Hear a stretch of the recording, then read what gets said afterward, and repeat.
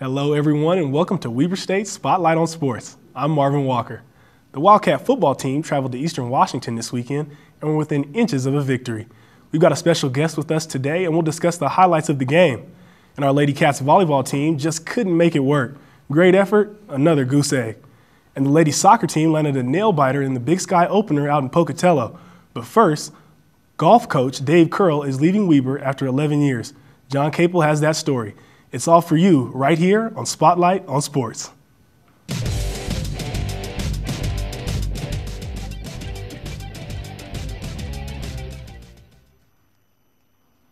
Men's golf coach Dave Curl announced last week that he is leaving Weber State.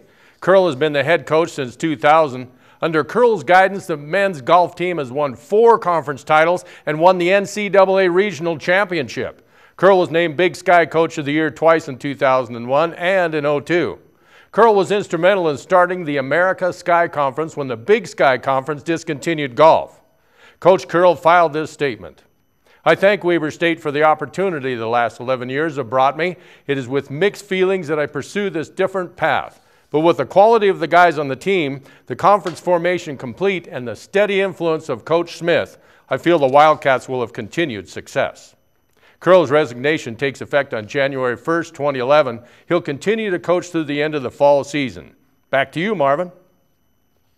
The Wildcats fought hard in Saturday's matchup against last year's national champions, the Eastern Washington Eagles.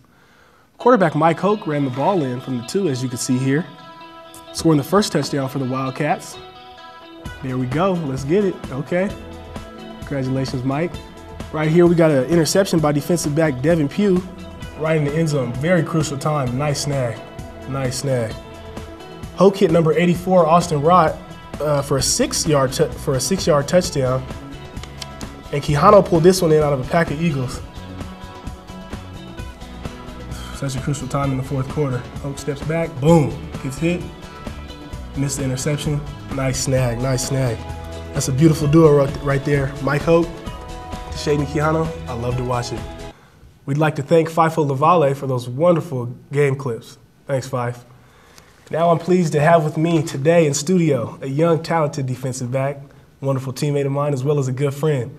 Number 20, Mr. David James. Welcome, David. Welcome. What's up, man? How you doing? Thank you for having me. You're welcome, you're welcome. Tell me a little bit about the game this weekend. How you feel about it?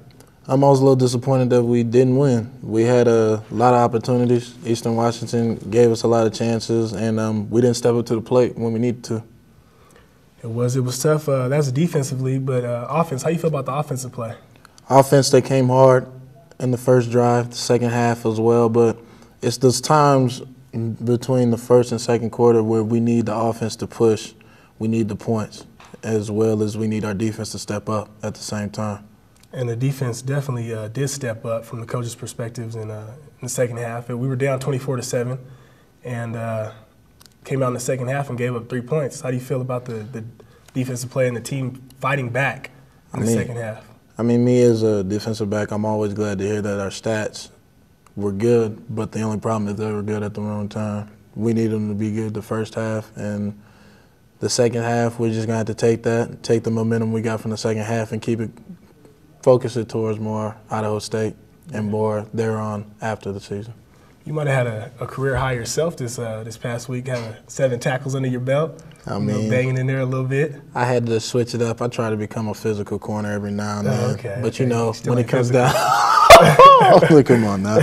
But when it comes down to it, that's what I am. I'm a receiver to defense. I like to go after the ball. I like it. I like it. Bye week coming up. Team plans. How do you feel going into this bye week? I feel strong. We're trying to get our legs back under us. We're trying to get a lot of rest, and hopefully when we come back, we're going to be stronger and better than ever. All right. Thank you very much, David. And some stats from the game. The Wildcats had 377 yards of total offense, 142 yards on the ground rushing, and the running back Josh Booker had 13 carries and 84 yards. Hoke threw the ball 21 for 32, had 235 yards passing.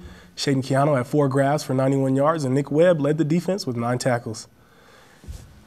Thank you for joining us today, David. As I said, next game we have coming up is our rival, Idaho State, and that'll be the homecoming game. We're going to toss it back to you, John.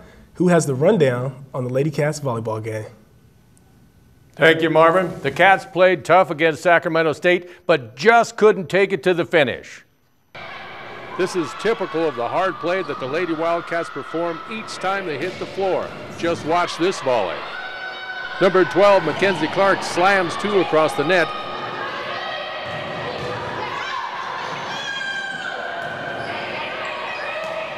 Ray dives for a save.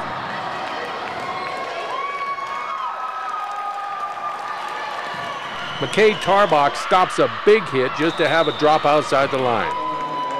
On the other side of the net, Beth Ray served a tremendous effort with the team backing her as she scored 15 consecutive points to come back from a 19-7 point spread and take the second game of the mat. Once again, look at these gals work. It's all about effort. These are called digs, and the Lady Cats are real good. Their defense is tremendous, but it seems like they just can't carry the momentum. Sacramento outscored the Cats 50-30 in the last two sets. These ladies have just got to land one soon. 0-16. They play another Big Sky team this Friday. The Wildcats host Montana. First serve is of 4:30. Let's all be there to help out. But there is good news for the Wildcat Ladies Soccer Club. It was a close match, right down to the wire.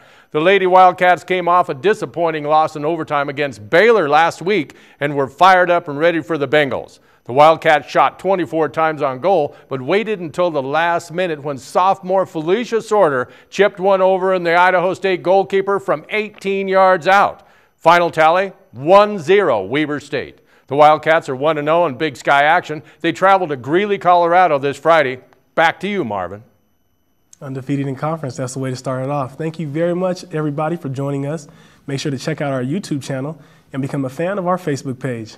See you next Monday on Weber State Spotlight on Sports.